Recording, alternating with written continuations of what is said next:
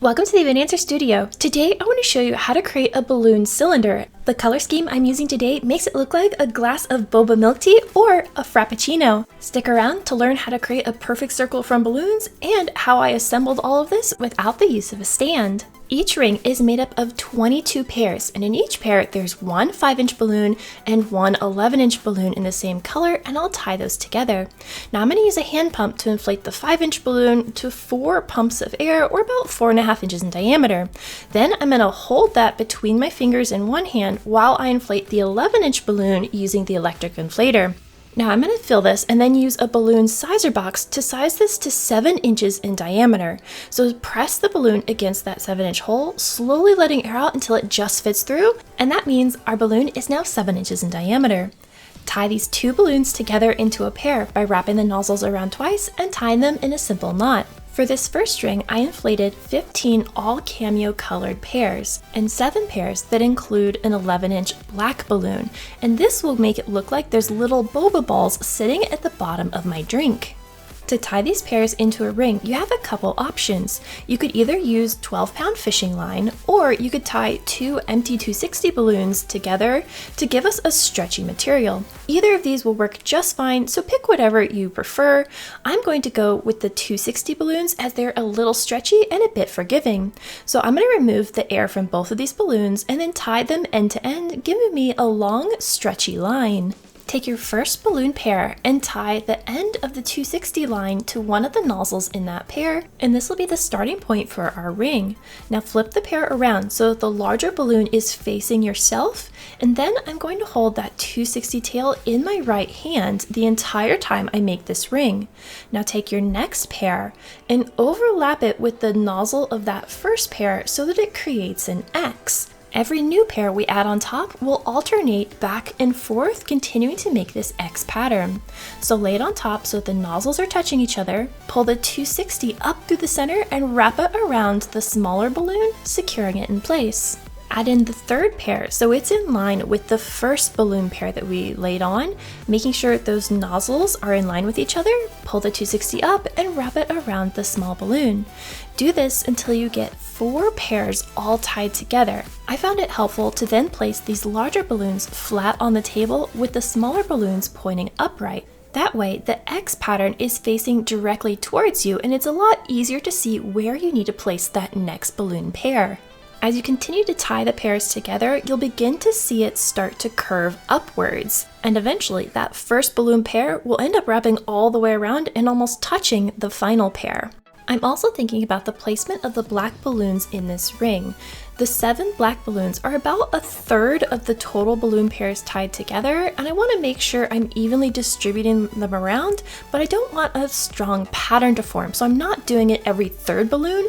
It's kind of every 2 or every 3 or 4, so it looks a bit random. Once I get all 22 pairs tied together, I'm going to lay the entire ring on its side so I can join the 2 ends together. Now the last balloon of this ring is pointing up and the first balloon is pointing down.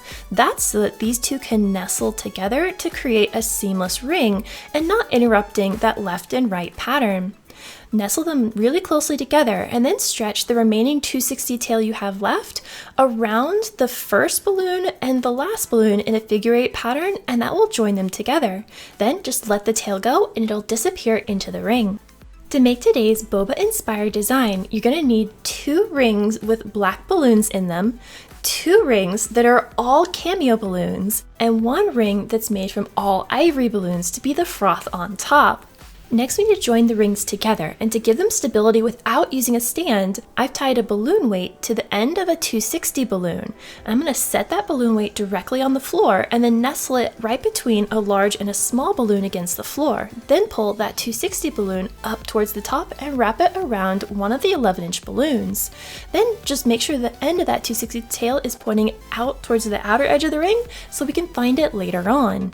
I added a second balloon weight in the exact same way on the opposite side of the ring, so the design is nice and stable.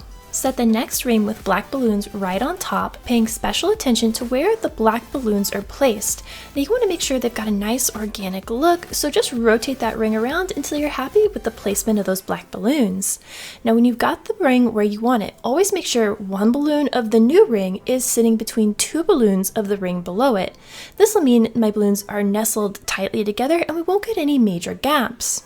Then you're going to locate the tail end of the 260 balloon that was poking out and pull it up through the balloons of the new ring, making sure that they're touching the nozzles of the 11-inch balloons, and then wrap it around one of those 11-inch balloons to secure it in place. Do the same thing on the opposite side of the rings, making sure you're pulling gentle, even pressure on both sides. If one side is tighter than the other, it will begin to tip the entire cylinder to that side, which will only compound as we continue to add rings.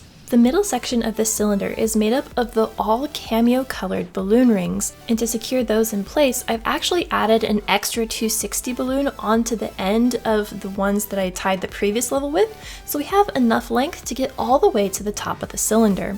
I did this on both sides and will continue to add my second cameo ring right on top. Now if you'd like some extra help making today's design, I've got a set of written plans available linked in the description box below. These include step-by-step written instructions, full color illustrations, as well as a complete supply list. Once the ivory layer was secured in place, I then went around the entire design, making sure the balloons were nestled right where they needed to be and the whole thing stood nice and straight. As a final touch though, we don't want to forget the straw, and for that I'm using a 646 balloon. This is like a 260 but giant. It's 6 inches in diameter. I'm going to fully inflate it so that the end of the balloon is nice and round.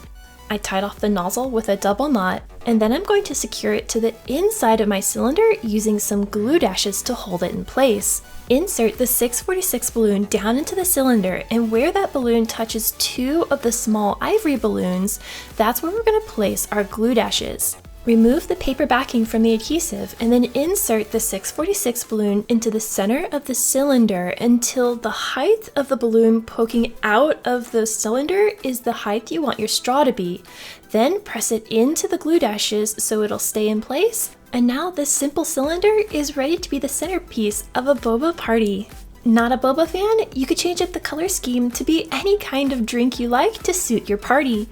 If you enjoyed this video, check out this one. And until the next time, remember, stay creative everybody.